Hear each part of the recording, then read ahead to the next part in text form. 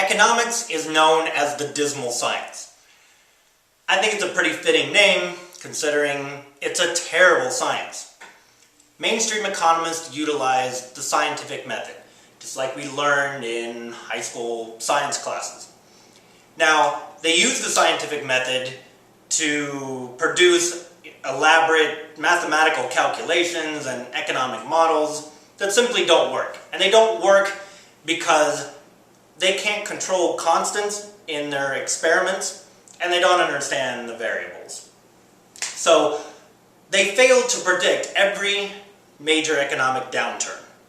Meanwhile, the Austrian school of thought in economics has predicted every major downturn over the last 100 years. The Great Depression, stagflation in the 70s, the dot-com crash in the early 2000s, and the housing bubble in 2007 and 08. So what do the Austrians do? What is their approach? The Austrian school of economics sees itself as a social science instead of as a science. So they utilize logic and reason to understand the human condition and then by extension economic conditions. And it's worked very well. They've been very successful. So what do Austrian economists believe in? Well, they believe in free markets, they believe in sound money, they believe in low taxes and low regulation, and they believe that the free market should control interest rates rather than central bank planning. Now, I know a lot of people, when they hear that they want low regulations, they'd immediately think of the 07-08 crash and think, man, we need more regulations. The Austrians believe in a low amount of regulations are okay, but once you get to very cumbersome regulations, you're actually helping crony capitalism more than you're protecting the consumer. Let's use the example of the big banks that we have in the US today.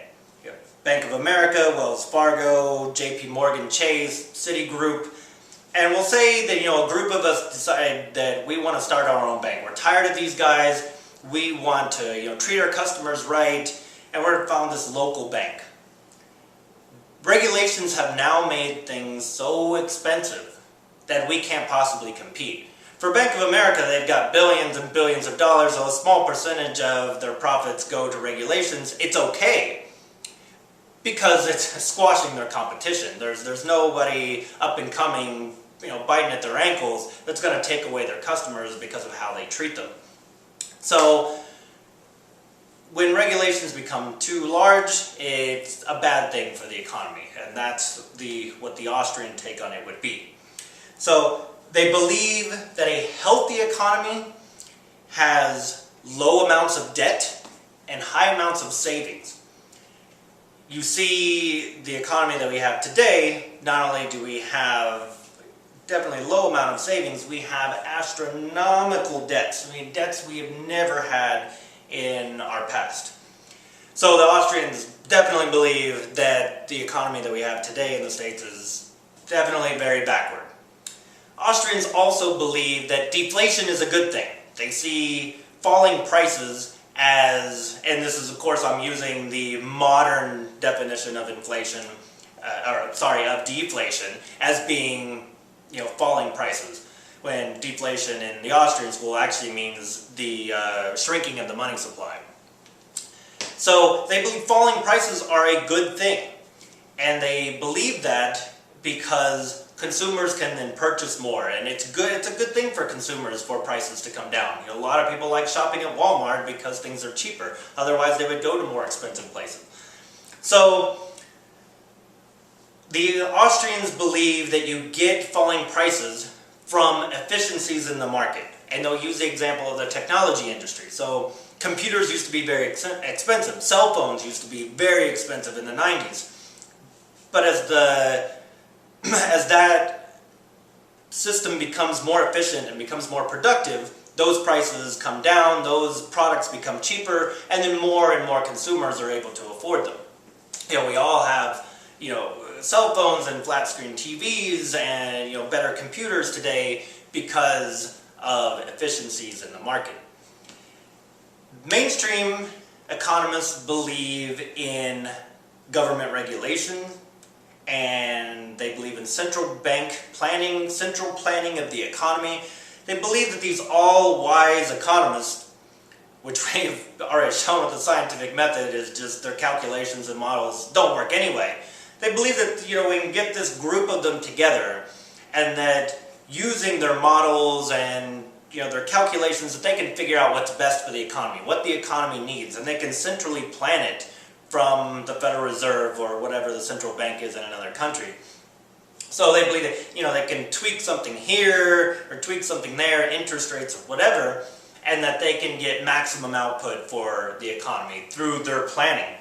Now, they also view deflation as a death spiral. They think once prices start to come down, that everything just starts collapsing economically. And they will do whatever it takes to stop that deflation. They definitely won't allow major banks to fail, as we saw in 07-08. They will prop up, through bank bailouts.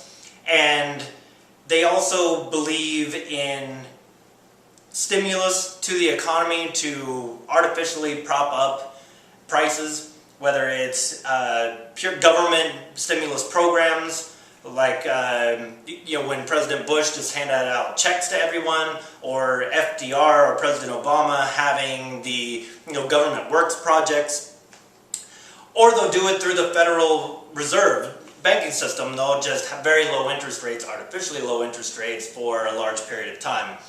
And so they want to artificially keep prices up. So what happens when a recession happens? What's the answer that each one of them has?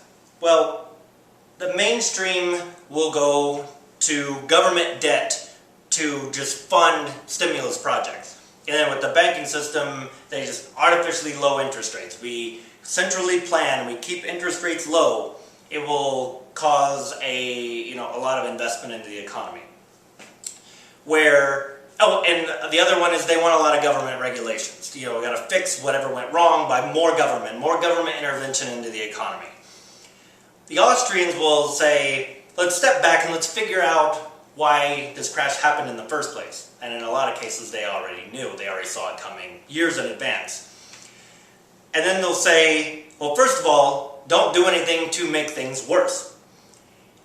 They view government stimulus as making things worse, and they view that all of these things that the central bank does now is purely delaying the inevitable. That this deflationary credit crash is going to happen no matter what. And the longer you put it off, and the longer you artificially prop up the economy, you basically build a tidal wave that when it comes crashing down becomes far, far worse on everyday Americans than it would have been if they would have just allowed the economy to reset on its own.